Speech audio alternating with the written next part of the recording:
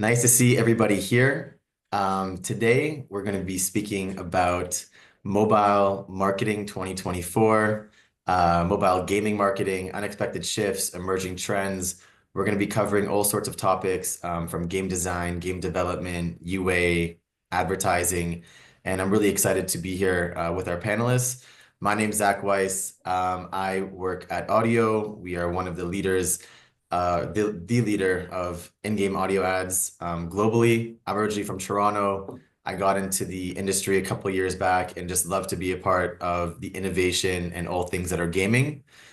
Today, I am with four other panelists. Unfortunately, Oscar has a very bad cold, so he's not going to be able to be with us today, but we wish him a full recovery. Now, I'm just going to ask each panelist to introduce themselves. So I'll start with Summer. Yeah. Hi, Zach. Thanks for your pre-op. Hi, this is Summer from SocialPeta.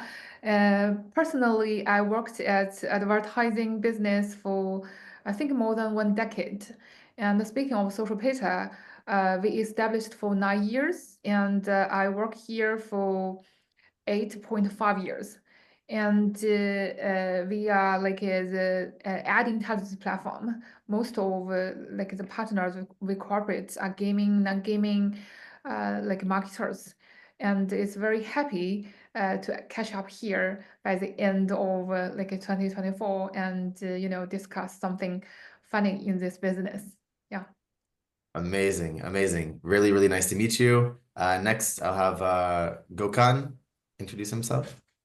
Hi everyone, my name is Gökhan Üzmez. I got into the industry with Rolex Zynga. I started with talent acquisition and made my way to game production and strategy. And then I also worked as a business development manager in the game and game tech venture capital company to analyze the industry. Now I am a freelance consultant to do game analysis and trends on the mostly mobile, but also PC games as well. Incredible. Next, I will ask Alex to introduce himself. Hey, my name is Alex Sochenko. I'm the CEO of Hyperbeard. We are the cute casual game developer on mobile. We were over 270 million downloads over the last 7 years. Games like Pocket Love, Adorable Home, Cute Decoration, Idle Games. And yeah, I specialize in business, product strategy, and marketing.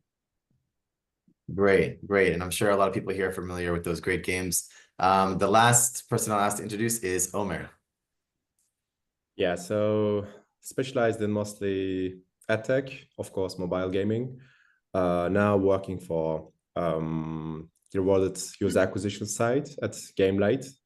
And before worked in like ad networks, mediations, so monetization, user acquisition. So that's why I really enjoying the user acquisition trends, webinars. So happy to be here.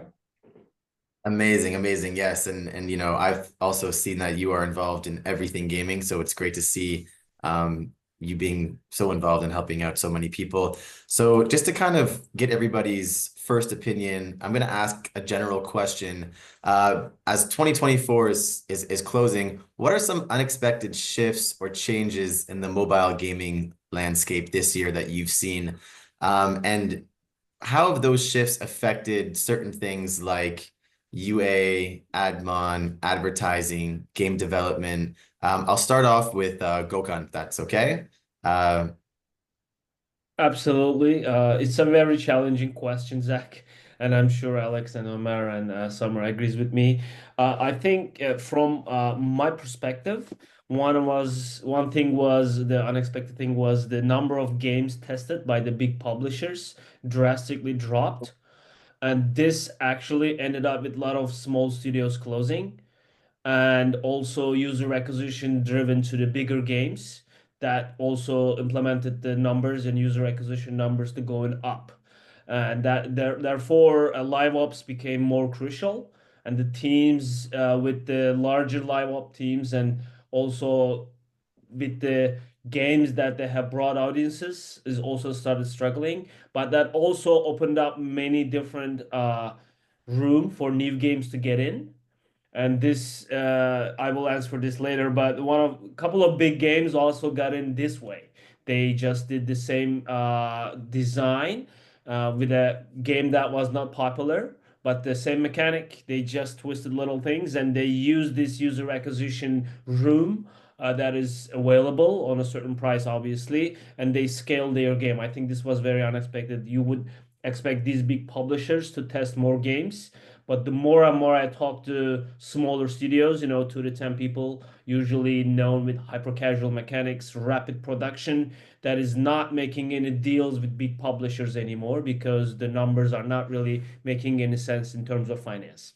So so basically what you're saying is that more and more the studios are going to be going more for hybrid or more casual games, and focusing more on retention and less on, the hyper casual, buy as many users as you can and then come out with the next game. Yes, basically, we're gonna see less new games, and we're gonna see more existing games with newer mechanics and different events that is focused on live ops. Amazing, amazing. Next person I'll ask is Alex.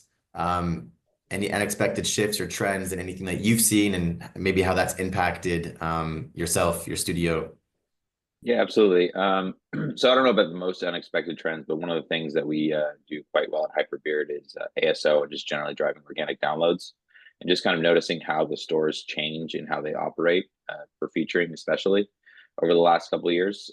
Since last year, Google kind of made it very clear that the way that they were going to feature people was through their promotional content, which used to be called their live ops cards. It was a beta feature for a while, then it opened up, and then they put a threshold on it this year. So if you don't have a certain revenue for a particular game or a download threshold, basically you don't have access to the feature. It's somewhat algorithmically determined. It's somewhat editorially determined, because I know there are people under the threshold that have access to it.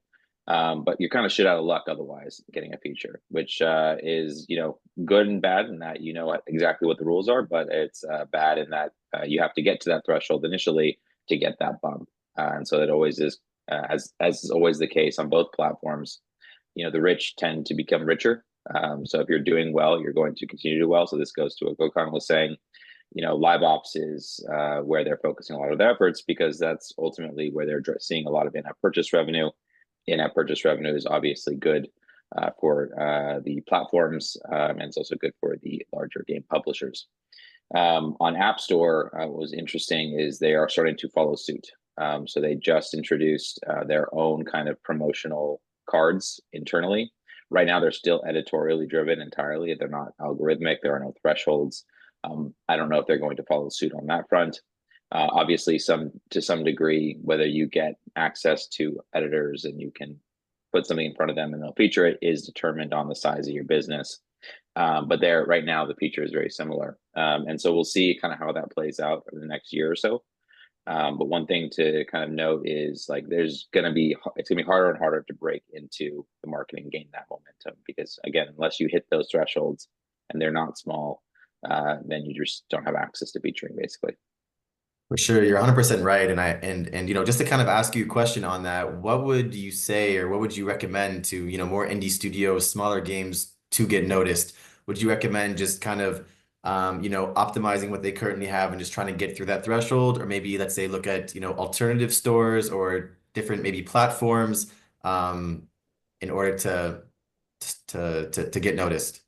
Yeah, I mean, so Google and Apple are still the biggest ones, unless you're going to, PC and console, and then in which case, it's a bit of a different play. Obviously, if you're going to Steam, there's still, I think, a little bit less crowding there. But also, for the last, I said, maybe year, maybe even 2 years, people have kind of noticed that mobile's been overcrowded, and so a bunch of people have been piling onto Steam. So even if the games haven't been released yet, they will be released soon, and they're going to have the same issue over there. I think it all comes down to, if you're not gaining traction in beta, don't expect to gain traction when you launch a game. And then after you launch a game, usually don't expect to get a publisher, because publishers typically want to be part of the launch process and they want that game fresh to market. So, honestly, it probably means find a publisher. Find a publisher or get real conclusive data in beta before you try to risk it all. Yeah, but even then, if you're an indie, usually you don't have a marketing team or much of a marketing team. So, if you've got great KPIs, you can get a great publisher. That's what it comes down to, right? If you're in that top 1% of games, no problem. Now, if you're not, you're in that gray area, the reality is to get to where you're something, you kind of need a publisher. So, it is what it is. 100%. And we see some of the biggest publishers out there, like Say Games and others that are, that definitely focus on working with smaller studios to publish those games and help them kind of get into the top charts. Hopefully, as time moves on, maybe things will change a little bit and indies will be able to kind of get out there again. Just to move on to Summer, I would also love to grab your opinion on, unexpected shifts, changes, things that you saw personally, and just your insights. Yeah. Well, like one of the trends we discussed, or I observed, Mr. Gohan just mentioned, because like you see the trend of hybrid game development in this year is very obvious. We also see that we take it like a little bit unexpected. And if let me say, another very crucial unexpected factor is like the heavily used of like AI technology. To be frank, if we say like a AI factor, it's not purely, unexpected. It's something we will know. It will definitely happen once we know it. The only unexpected thing I think is that in this year, globally, like the cost-driven consideration has become like the key factor of this AI transformation. And it evolved very quickly because we see that the AI technology has been, fully used in like every aspects and in all circles. And on the other side, sadly, we also see, the laid off figure in gaming business grew in this year compared with last year. And for one specific case, there is a very, famous Chinese gaming company named 37 Games. I can illustrate for my points using this case. For example, from the public news they share, they have been used AI motion capture capability to upgrade their like current visual like capture, and they also utilize the AI NPC system to improve like the interaction between NPC characters and the real players. And thirdly is because SocialPeta is an ad intelligence tool. We also see like the utility of AI in user acquisition and also in advertising. At the very beginning, gamers or like the marketing people, they tried to use tools like Midjourney or stable diffusion, to improve the manufacture of ad creatives. Now, they are trying to make the whole procedure automatically, like overall automatically from the very beginning of like researching marketing trends, then making ads to like all the scaling up on campaigns. They want to make it all using this technology and make it all very easily. So I think this is like the very unexpected thing, like in this business. We see for certain advertisers on our dashboard, certain like advertisers, like among which there are over 80% of their ads are AI made it.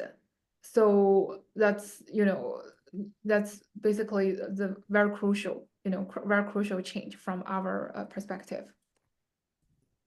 100%, yes. One of the main things that you spoke about, which is AI, we see, not just in gaming, but in general, the industry is growing, and it's only natural that gaming companies are using that to their advantage. And as you said, I think as time goes on, there's going to be more AI products and solutions introduced to the gaming industry, which hopefully will make developers' lives easier.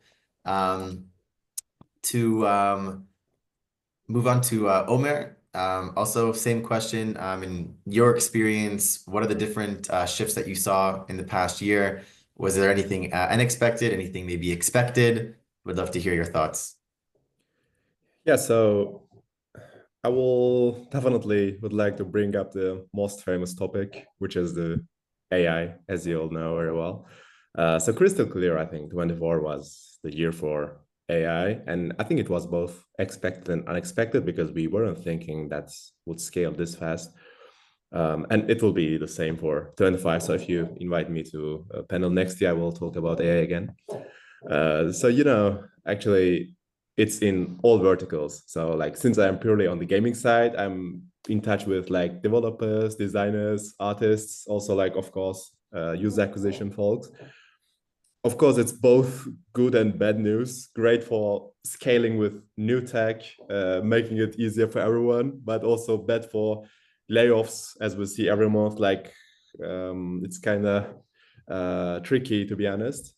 But yeah, getting back to the topic, in a broader impact, I think it really changed the entire ecosystem this year, which would mean small studios now can compete with giants in terms of like, not of course the money, not the budget, but 3 people, 4 people actually can produce great games. So on the marketing budget side, it's also shifting towards, I think, more AI-driven optimization tools, so kind of quality over quantity in gaming UA side. So on the AI side, like very, very quickly touching upon that, it's not just GPT anymore. We are literally talking about automation and generation for everything, like from developers coding, asset creation, or concept art, 2D, 3D assets, even like levels, game prototypes. We see it everywhere. But back to UA marketing, actually, so far nobody has chatted about this, but we are even witnessing right now AI agents, which means we are even seeing user acquisition managers as AI agents that actually run the daily operations on the campaign, connected to the networks, handles A/B testing. So you can literally chat or command via Slack or Discord directly. So literally online 24/7 and reporting. So that's really the next big thing that we will be chatting more and more in time. So far in all other industries, this AI agent thing is like the boom, literally, but so far we have never chatted. But side note, there are already 3 publishers that I know that they are using this AI agents currently. But yeah, that's putting aside. Of course, we will see many more things. Like right now, on the gaming UA sides, there are already like many companies doing automated ad creative analysis, testing, UA ad spend allocation, creative testing, bid strategies, even like, for example, you can use predictive modeling and handle all the campaigns automatically. So not just, UGC playable. So it's literally everywhere in a bigger picture. So yeah, I would like to actually circle it back to what I am expert on, which is rewarded gaming user acquisition channel side. So 24 was also the year for rewarded channels. And most of the time I get the WH questions like, why, how, what exactly? So I will keep it very concise. So basically, since literally end of last year, there is an explosion for these rewarded channels. Maybe IDFA depression killed other channels, or like maybe advertisers see great results from this rewarded traffic. But overall, what I see, most other ad formats, especially traditional ones, I think there is little innovation behind it. So it's already there, like DSP is DSP. Traditional ad networks keep the same structure. So we are talking about rewarded video, banner, display, etc. But I think with this rewarded side, we can get the use of AI and all other verticals very easily. So in the other ones, it's just two-sided, but in rewarded side, it's literally one-sided. So you connect with advertiser, the game publisher, and you can do whatever you want. It's your playground. How do you want to reward? What do you want to test? exactly connected to in-app purchase, ads, player events, anything is possible. So I think that was also a big shift. So right now, I think the benefit for the new players in this side, both for publishers and companies, there is a big room for improvement. So yeah, on the Gamelight side, it's basically very innovative, and that's my take on biggest shifts from this year. Yes, of course. Definitely agree. Also, like what Ömer mentioned, AI is here and is here to stay. So hopefully, things will get better and, it's not going to end up taking as many jobs, as some people might think. To move on to a bit more specific, more personal questions, we'll start with Gökhan. You're posting obviously a lot on LinkedIn, you as an expert, with content, with game analysis, with all things that has to do with mobile. One of your recent posts, I believe a couple of weeks ago, which was the harsh truth for game developers. You emphasized a couple of very important things. One was creating hype around the game, and the second one was delivering outstanding gameplay. You broke it down with 70% proven structure, 20% do something better, and 10% try something new. So with, the hype and outstanding gameplay and kind of the breakdown that you gave in the post, could you maybe just explain a little bit further what this means, why this approach works, and why you recommend it? Absolutely, absolutely. Well, there are a lot of harsh truths for game developers in 2024, right? There's just a lot of games that is not making to the surface. Even with the big budget ones, sometimes have to shut down. So there's many, but the most common thing I see in the industry is that, especially new developers, that comes with a lot of energy and all that motivation, is trying to reinvent the wheel, right? They try to go after this certain idea. Hey, I have this going on, I have that going on. Or some even get close to seeing, hey, this game made this much money. It's a commercial success. So we can do something similar. That something similar is actually has a formula written.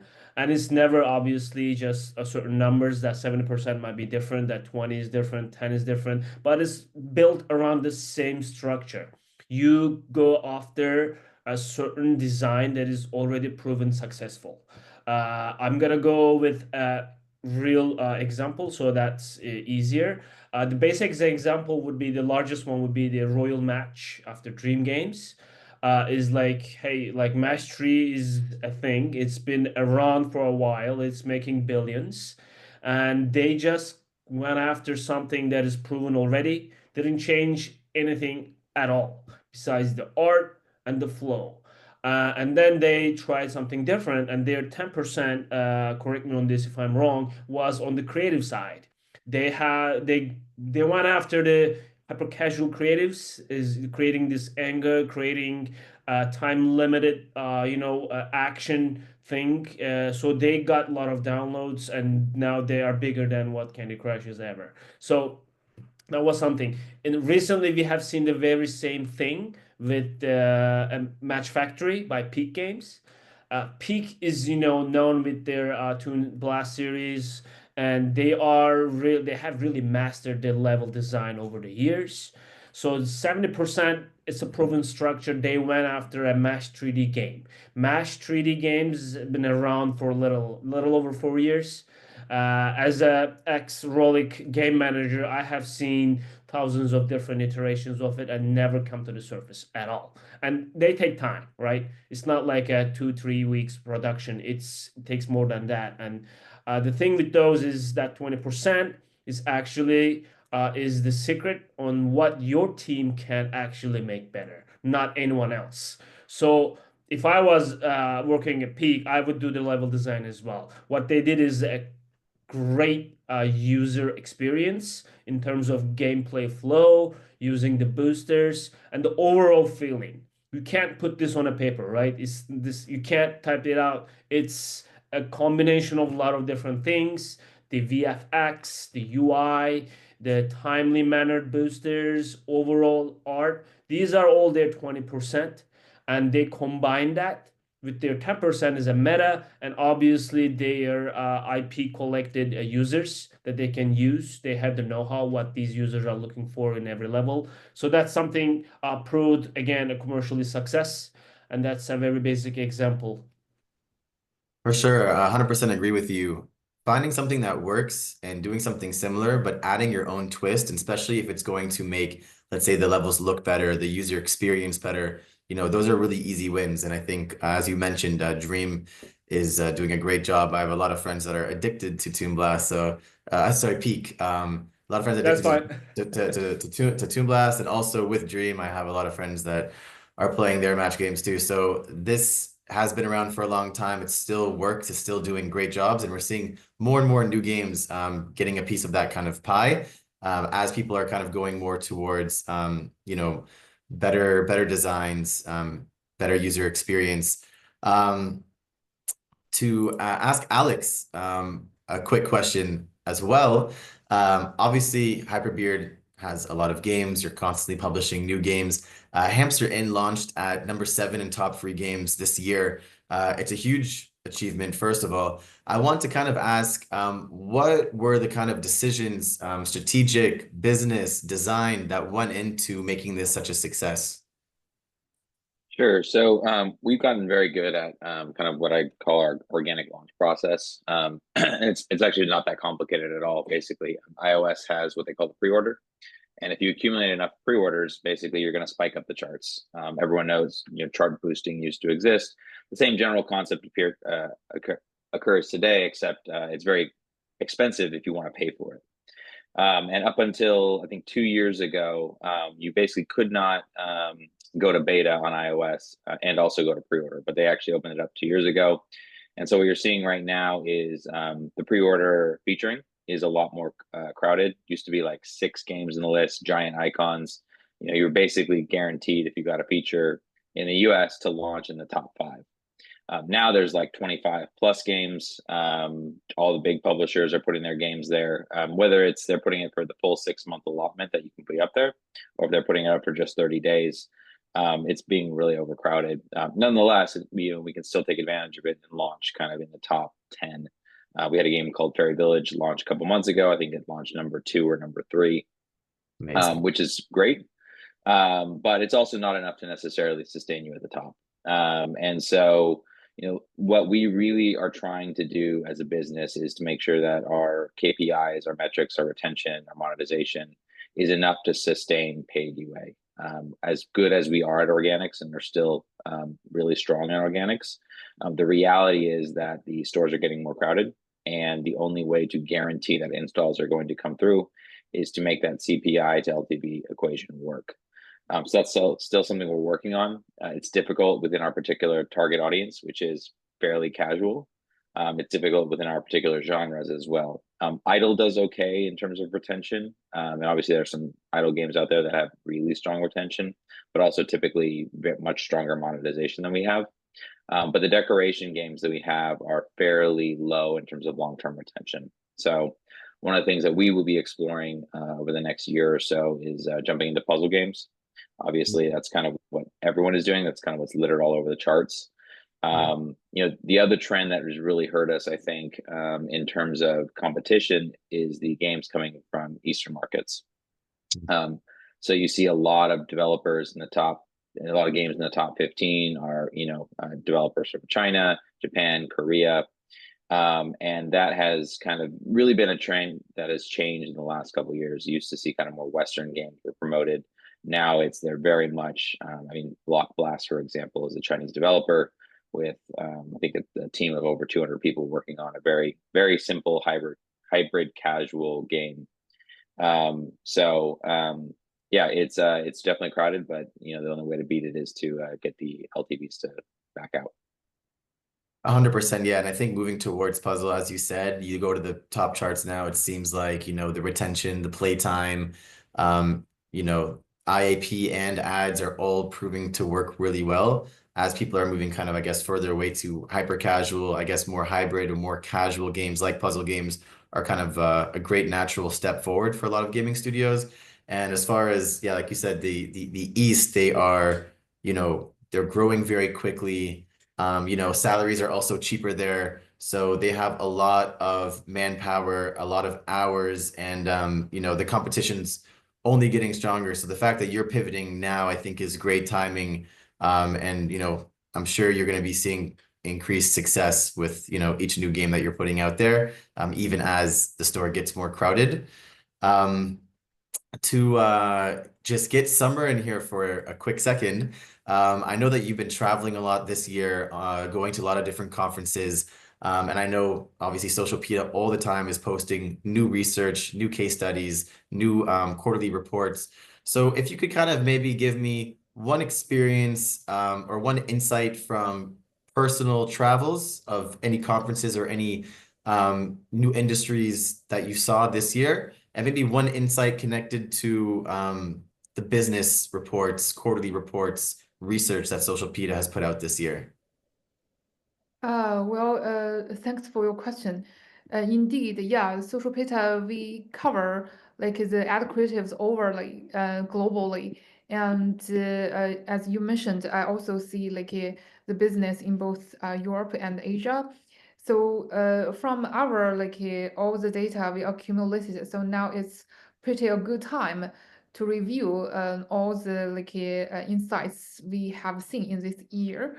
And from my perspective, one common thing I see in both Asian and Europe markets, like Alex just mentioned, it's competitive. It's still competitive both in Asian and Europe from the advertising perspective, because on our dashboards, we always calculated, the active gaming advertiser in each month. And in the second half of this year, we see the quantity of the mobile game, for the active advertisers has already exceeded 65,000 in each month. So which is like a very huge quantity overall. And if we, just pick up like the new advertisers, it only took 7% of which. And in last year, this figure for new products advertisers, it was like a 15%. So we see in this year, it's even get harder to do media buy work or say like a paid ads campaign for new gaming products in the whole market. And if let's talk about the common thing, and if personally speaking, let me pick up like one insight unique in Asian markets, which is like I don't see the trend in Europe. It's like the mini game, because like in China, mini game are getting more and more popular, and this is also like if we put the contrast with the previous situation, in the previous years, like among like the Asian publishers or developers, like strategy games usually would be the top tiers in paid ads campaign. But like in this year, we see Chinese, including Vietnam, like publishers, they talk about and focus more on minigame development and global publishing. One like a very successful case is like a Legend of Mushroom. This is like a game published by 4399, and this game was initially like developed on WeChat. It was successful. On WeChat end, and the publisher saw, okay, this theme and this gameplay looks like popular, so they decided to make it as a mobile game and launched it globally. Now, this game, Legend of Mushroom, became one of the most successful mobile games in this year. Yeah, so this is the different insights in Asia comparing with like Europe situation. Yes, for sure. Totally agree. And even now on the top charts, and I think it's only going to be growing, I see a lot of Vietnamese studios coming out with these mini games where, it's an app, it's a mobile app that have a lot of different mini games within the app. So I think that could also be a trend that we're going to be seeing soon. To get to Omer, uh, quick question for you. Obviously, you and Gamelight has exploded this year in 2024. I know that you celebrated the milestone of supporting over 1,000 mobile games. So first question I have for you is looking into 2025, how do you see your growth continuing and helping all the different gaming studios with your industry knowledge and business expertise? Yeah, thanks. Highly appreciate it, Zach. Yeah, to be honest, I will definitely circle it back to AI because I also would like to inform people about the trends, what's new, what's interesting. So I think the biggest success is via this good reward structure and connecting it to AI algorithm, which would mean so with our rewarded UI apps, we actually use automation in many spots. So we are talking about optimizing the ROAS, ARPU, retention through real-time campaign analysis, and also like transparently going through dynamic user profiles, identifying patterns, targeting players precisely. So we actually suggest games to most compatible users. When a user comes, maybe that person played only puzzle games, so we just show puzzle games. That's kind of makes sense. So that's why I think the success comes from unlike manual traditional methods like just basic demographics, etc. We connected AI to behavior patterns and app usage data, for example. So there we would go with conversion rates. Yeah, that's the common question that I actually also get in conferences. Hey, actually, like, I hear rewarded UI everywhere, but what is it exactly? Okay, you reward, but what is, like, it's literally not like that. So if it was so, we would all build just a mobile app, we would reward, and that would be it. So the background is really giant with all these optimizations. Yeah, Amazing. I think that's the mainly how rewarded user acquisition site works. Yeah, that's you made a lot of good points there. Definitely agree. And just to follow up kind of on what you're doing, currently, how are you supporting game developers and studios today? Actually, I can cover this in two different answers. One is from Gamelight on rewarded user acquisition side. Another is personally, because I also really enjoy helping the industry. Of course. Just like you and Gökhan on LinkedIn, we are like good fellas over there. So from Gamelight side, I think it's really cool that we inform people about the new, like modern marketing channel side. So Gökhan wants to add something, please. Yes, please go on. That was a mistake. No, I'm sorry. I was just trying to see the question on Q&A and listening to Ömer. My bad. Totally fine. Totally We'll fine. get the Q&A question soon. Yes, it's coming up soon.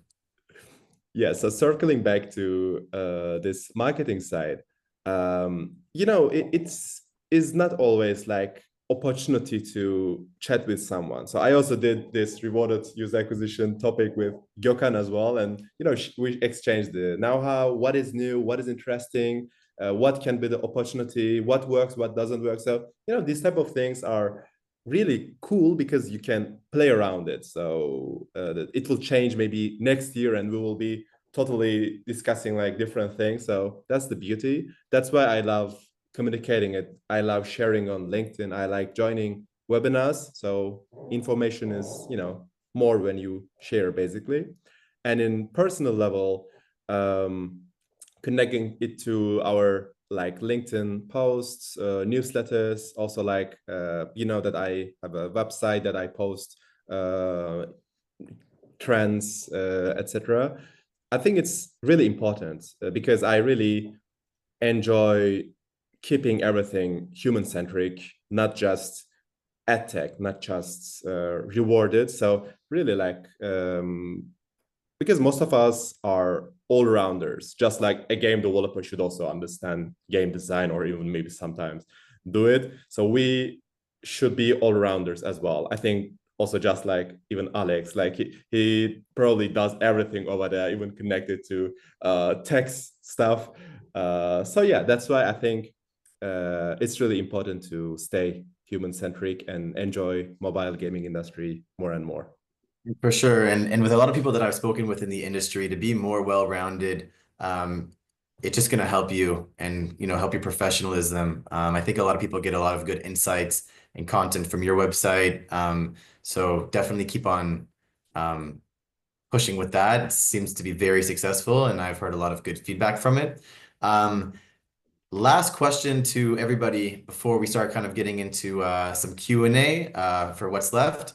And I'll start with Gökhan. Is heading into 2025, what one prediction that you have, or maybe a certain trend that you think might pick up, or that needs to happen, or that will happen? I would be happy to hear your thoughts moving forward. Well, I've been thinking about that, Zach, since for a while, and it's a very tough question to answer. I mean, everybody has their own opinion. I would like to base my opinion on data, and it's not easy. But one thing in the mobile and also in the PC console environment, I noticed is it goes with the same thing that I have predicted for 2024 was live ops. So one thing in live ops is right now is the IP collaborations, and some of them are doing really well. And I think 2025 is going to be the year that we're going to see more and more of these, because this is a great opportunity for non-digital IPs to get into digital world, and the digital world also getting recognition with these different IPs. And we actually have an article about this with Ömer on Gamegen, the Generation Alpha. People, I don't think people understand the importance of Generation Alpha. They are coming in. For those don't know, they are the kids that are born after 2010. So they are right now on 14, 15 years old at most, and majority of them are probably like 8 years old. And these people really do pay attention to characters. And for one thing I can think is like the Marvel characters and also the Lego. These two brands they really do collaborate with, and they do have a lot of emotional attachment to those. I don't know what it is, but it is just what it is. And Baby Shark, believe it or not, they were they were probably spend a lot of time when they were kids. So these like small things are driving more consumers, more players to the game. So we're gonna see more of those. That's one thing I am actually predicting. For sure. Yeah, I totally agree with you. And, from all of the collabs that we saw with the Barbie movie to now, with Minecraft. And I even heard rumors of they're making a Skibidi movie. So, Yep. a lot of people aren't going to know these references, but the future is definitely in the youth's hands. And I think the more and more companies that start catering, like you said, to this younger generation, will end up kind of being one of the first to monetize and kind of capture their attention. So definitely agree. Alex, moving on to you, would love to also hear any type of prediction or things that you're seeing or would like to see in the coming year. Yeah, so I think speaking to what Gökhan said about IPs, I think that's going to be a big one. I mean, you've seen it over the last couple of years with Monopoly Go, Hasbro, more recently with Pokemon TCG. That was kind of always going to be a smash hit, right? And sure enough, it is. Until those IPs become too saturated, right? We saw this with Marvel, both in the movies and in the games themselves. Not that you can't release a successful Marvel game right now, but obviously there are enough on the market that you can't just slap Marvel onto anything now and be successful. So I think we're going to see IPs that have really strong fan followings start to come into mobile if they haven't already, and then eventually they'll saturate. But that's going to take several years. So I think that's going to be a big one. And IPs are starting to recognize that they have a lot of this value. Traditionally, non-digital brands are becoming digital. And I think the other trend I think you're going to see is, well, what you're going to see is that the platforms themselves are going to accelerate this trend. So Apple, Netflix, the ones that are paying for these games, that's really what they want. They want the big IP names. They want that cachet that comes with it. If you think about Netflix, especially, they're Hollywood, right? They're all about getting that one brand that is going to bring in people. They're all trying to sign that same game, that same show that everyone's watched and everyone knows. So the same basic idea. And it's a little unfortunate because we're not going to see as much brand innovation from games. And obviously the games that are very successful right now are almost to some degree brandless, like Block Blast, I guess, is another good one, right? I guess you could say it's a brand in itself. It's also kind of like a version of Tetris, but it's also somewhat brandless, right? It's a puzzle game. And so I think the IPs are really going to dominate the brand space on mobile. For sure, and I think it's so important, whether it was like the Sega Rovio acquisition, or like you said, Block Blast, by Hungry Studios, them not really having an IP, but also kind of being very well known, that it's very important to kind of have your own brand identity, and that's going to be something that's going to end up resonating with users more. What do you think even about, for example, like YouTubers and Twitch streamers and influencers and reality stars you think that they're also going to have more of an impact in gaming, or will it still just be mostly focused on big brands?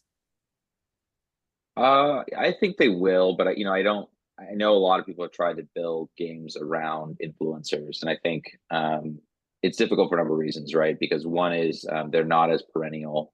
It typically it's kind of like a one-time splash. Hey, the IP integration into Stumble Guys with Mr. Beast, right? Mr. Beast is a brand of itself, and obviously he's a different level of influencer, I'd say. That can work. But if you're talking about people with, 100,000, million, maybe even 5 million, 10 million followers, right? They really have to stay dedicated to it. We just saw the shutting down of the Kim Kardashian game this year, I think, or this Yeah. year, I think it was pretty recently, right? Eventually that's going to fall off. You certainly can build the game around these people if they have enough of a social cachet, but it has to be worthwhile for them too. Which I think is difficult because it takes a lot of money to build a game, right? So you have to give them Oh, a yeah. big enough portion of the game for them to want to promote it. But we'll see. I'm sure something will come out that'll kind of surprise me. Amazing. Thank you for that. Yeah, totally agree. Summer, would love to also hear your opinion on next year, different trends, different predictions that you might have. Well, speaking of SocialPeta, because we all working very closely with marketing people, and previous our conversation also mentioned branding, KOL, and from my perspective, also I see the trend on our dashboard that I think a KOL marketing, branding, and performance marketing will be, highly overlapped in the coming year, and or to say maybe, merged, and they may have overlapped regions. For example, when an advertiser or game a publisher starts to think about the launching, they will think about how to split the budget on those multiple channels or different approaches,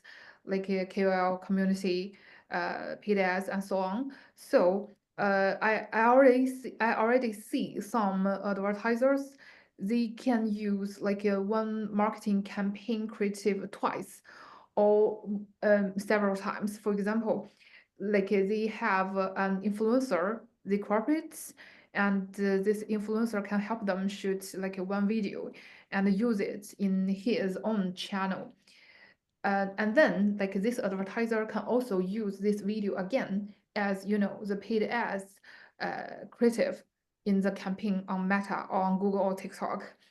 So to use it again, so this is one tip or one insight I see recently. I also reckon it will be maybe one of the trend in coming year, because UGCS, we take it as very popular element for many game genres. and it's been proved very effective. So this influencer video can also be a very good UGC utilizing in user acquisition. So that's basically, like in my insight. For sure. Yes. UGC is taking over and you're seeing it Wow. everywhere now. So I also think that's going to be a trend that's going to only get stronger in 2025. Ömer, what do you think about next year? I'm sure you have a lot of interesting insights. Yeah, I actually had to delete more than half of them to keep it concise and sweet. So our focus is here mobile game marketing. So there will be my take, and I would put it into a words like we will see more and more ads that engage, not annoy. I think that's the motto that currently I see the shift in the last couple of months. Like, does it mean, okay, right now, most of the ads are actually trash? Absolutely, yes. Like, literally, we actually, even in the beginning of the year, since last year, like, in many ad networks, in many ads, like the users, the players couldn't even click the X button. Like literally, you try to click, okay, there we go to App Store. Like, come on, it caused a lot of churn, hatred. I cannot play the game because of ads, like write reviews, etc. That it will change. It's actually already changing right now. So what are the then top stuff over there for ads? Also connected to what Summers just shared, UGC, but also I would add playables on the top of it.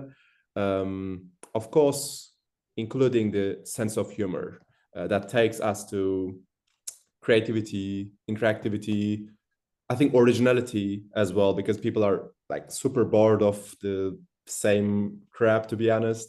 I think that's the blueprint for 25. So I actually want to also share one ad that I actually saw last week. It was from Royal Match. Normally I think most of us probably memorized ads of Royal Match, like at least 3-4 creatives, like the king is screaming, something happening, etc. But they actually connected to playables. So it's like hyper casual game, runner one. You run with the king, you collect some woods by also trying to escape from, death, basically.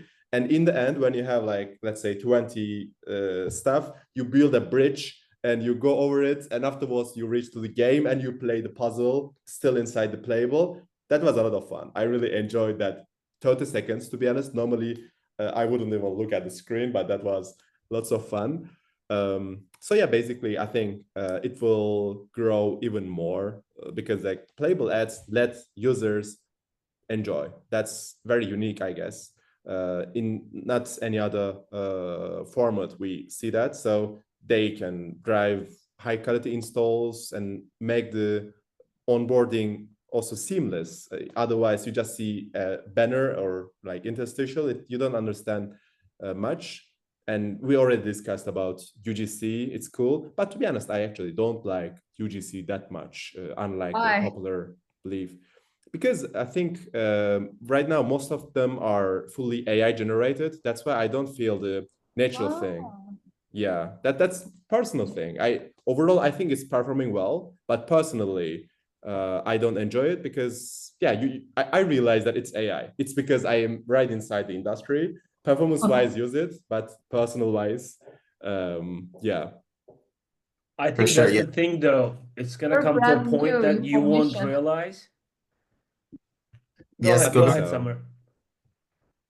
No. I just comment on like Omer's expression, because this is basically the very first time some players or viewers says he's not interested in UGC. From my perspective, I always take this kind of videos very interesting, very funny. Yeah, I think he doesn't realize that by the time he doesn't realize it's AI generated, that's when they actually start winning. Yeah. And maybe he has seen stuff like that and he just didn't realize it at all. Well, okay. You see what I mean? He Yeah. thought that was, I think he is part of the change because he's in the industry and he catches everything that on spot. By the time he can't, that means they are doing it very well. Okay.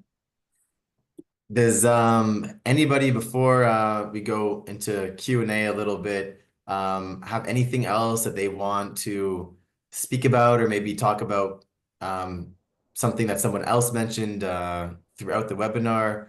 Any questions for any of the panelists? Feel free to ask. If not, Zach, yes. I think there is a question very suitable for you because like the newest one is like how do you see non-instructive ad formats like audio ads, just audio ads shaping the markets? What do Yeah. you So obviously, I mean, well, so personally, I'm working at the largest in-game audio advertising company in the world, and we kind of came out with this new ad unit to um, help users play on and not have to interrupt them every 2 seconds with ads, have it go on non-intrusively in the background. And I think more and more as companies are moving towards, less interstitials, less random pop-ups, they want to better the user experience. And they also might just want a new revenue stream that audio ads, in-game ads in general are going to be a great solution in order to kind of check off those boxes of increased revenue, less impact on user retention, and an increase of the betterment of the user experience. So all those things together, I think, is the reason why this kind of solution is growing so quickly. And that's what I'm seeing on my side. Yeah, I have something to add. First of all, I want to thank everyone. It's a very great people coming together and talk on certain things. And thank you, Zach, for moderating this. Maybe you can also answer what you're expecting from the industry as well as a prediction in 2025. Just thinking outside of what you do professionally, just as a gamer or a gaming industry professional. Yeah, of course. I mean, moving into 2025, I think that we're going to be seeing a huge trend into IAP, into previously hyper casual studios becoming casual.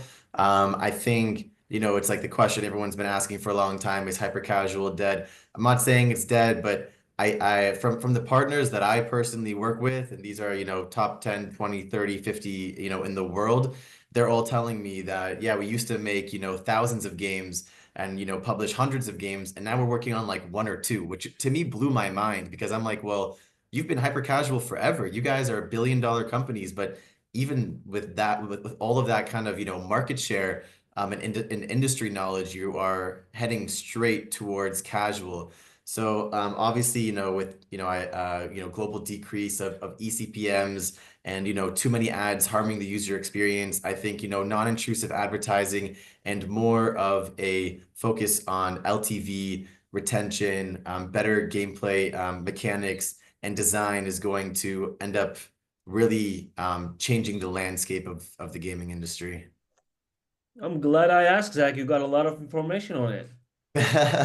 Yeah, a little bit. You You wouldn't might have to hide sign it an for yourself NDA. if I didn't ask. Exactly. Happy to share anything that I can.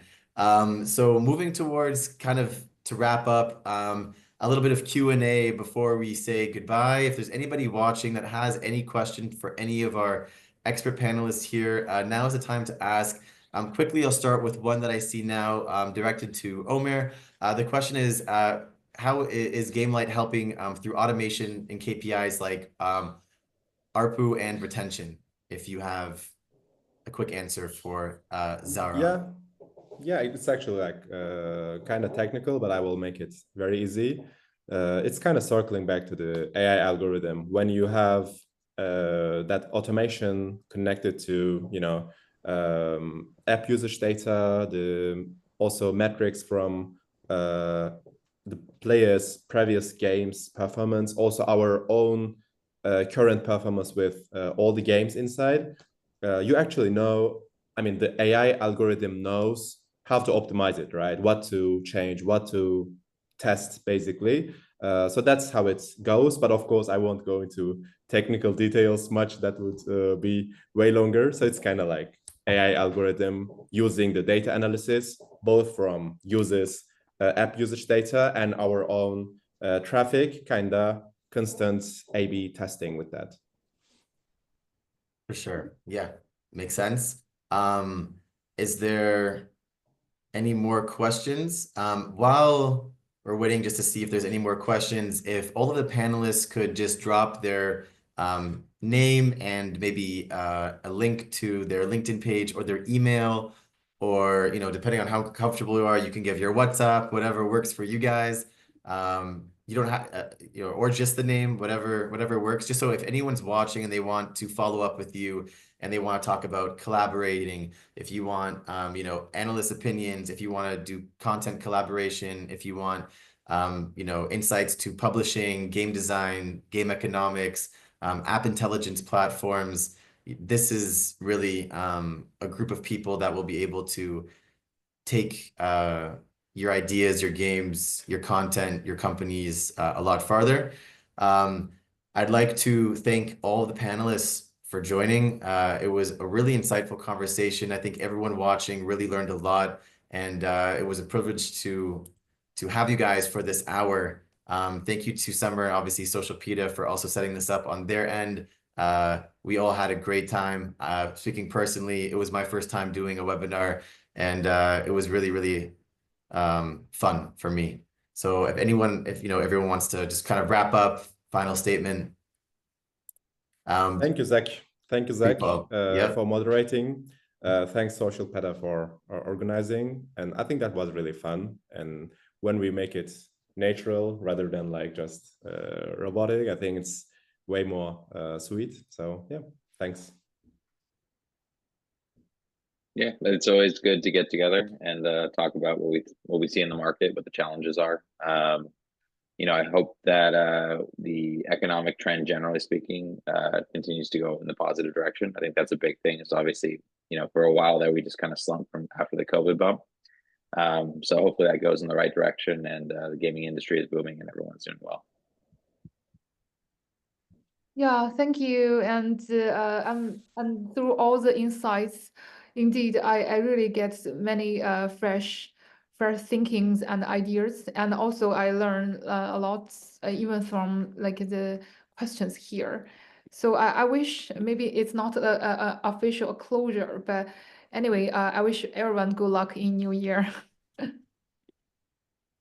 Yep. Thank you so much for putting this together and bringing us here. Special thanks to SocialPeta as well for, organizing this. And I think it is very important for people like us to putting their business time into solving problems in the entertainment industry and putting the players first. Couldn't have said it better. All right, guys. Have a great rest of your day, and let's chat again soon. And thanks to everyone that was Bye-bye. watching. Thank you. Bye-bye. Bye. Cheers. Bye, Everyone. guys.